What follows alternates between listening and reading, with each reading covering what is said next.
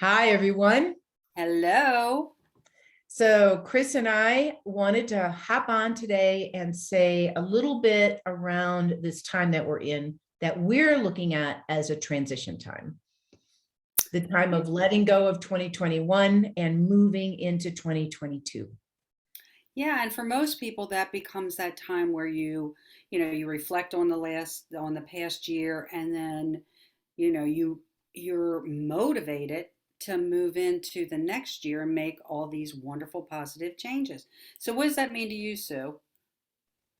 Making positive changes. Well, the word hope and optimism comes to mind. Oh, I like And that. I know some of the habits that I have that are part of my nature that lead me to imbalance physically.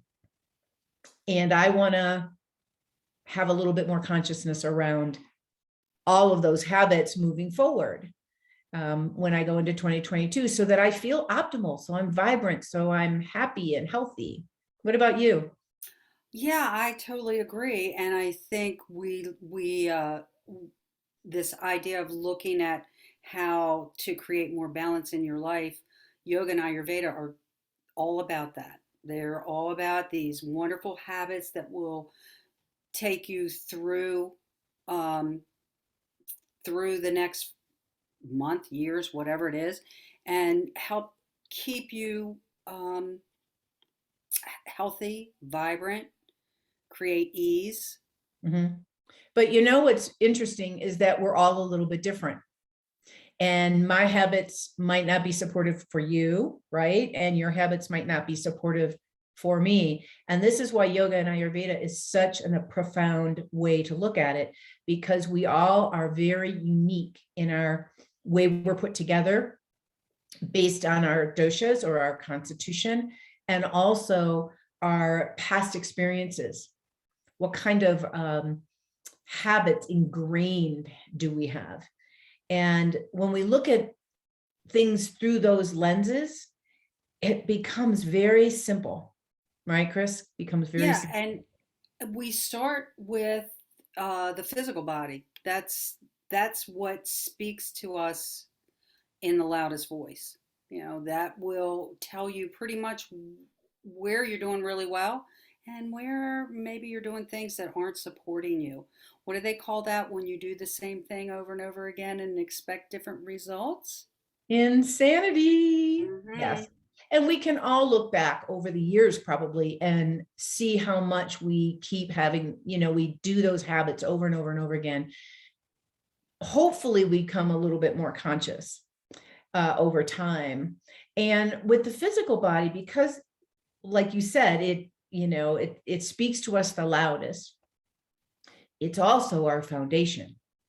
So if our foundation isn't balanced, sturdy, we don't have these weak places that keep going out of balance, it really does affect us on all levels. And so we need to really look at the physical body.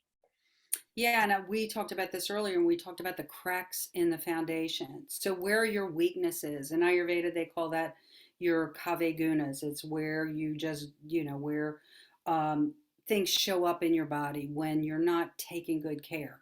Right. And we know that one of the tenets, well, two actually, the tenets of Ayurveda are like increases like and opposites balance. And I know for me personally, uh, what I tend to do the that takes me out of balance, I when I start doing it, I tend to do more of it and more of it. But the same thing's true if you start taking really good care, like increases like, you'll start to take better care and create that opposite effect so that you can move towards the middle, the balance. And so if sharing a little bit of an example around myself, my kave guna, my weak area is my digestion. Um, and I know that from years of experience and my own understanding of my doshas and my constitution. And so we know that digestion is key to so many systems in the body. And when that is not balanced, the rest of us doesn't feel good at all, right? And That's I'm right. really different than Chris, because Chris has got a different kave guna. Yeah, mine tends towards pain and inflammation. So shows up in my joints, a little arthritis here, there, and throughout all the joints in the body.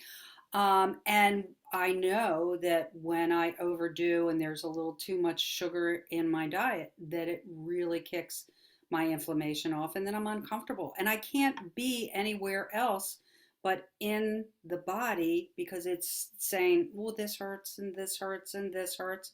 And I don't know about you guys, but that is not how I want to live my future. That's not how I want to see my future self. No, and it's really distracting. And so if we Absolutely. have a focus that we're trying to move towards in 2022, but all we can concentrate on is these distractions in the physical body, we can never get there really. Mhm.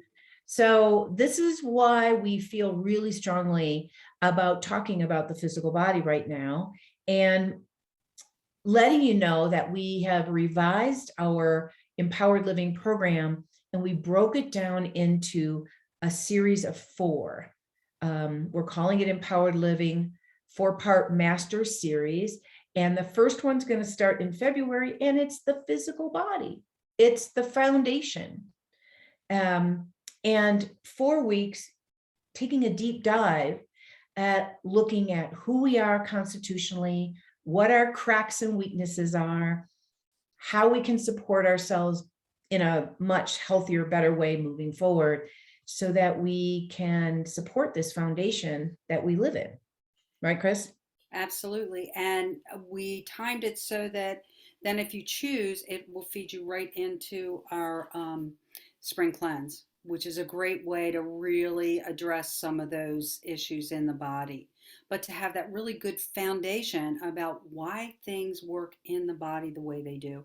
And yoga and Ayurveda are excellent teachers on the food, what we are calling the food body, which is um, Our physical yeah, body. our physical body. Right. And so just to be clear, this 4-week program that's part of this master series is not our cleanse. We are not doing the cleanse during that 4-week time. So we think it's an optimal experience to go through this understanding of yourself prior. And then if you want to go through the cleanse, you can, because it's set up for you if you want to. Anyway, you can tell we're super excited, and we're going to cover a lot more around the program as we get closer into or further into January. But for now, we really wanted you to start thinking about your physical body and how it's a foundation to your whole being and what might be getting in your way. And we can help you with these positive changes. This is what we do. We help ourselves. We can help you. Right, Chris? That's right. So we look forward to talking with you again next week. Enjoy this transition time, whatever that means for you. And until next time, have a great day.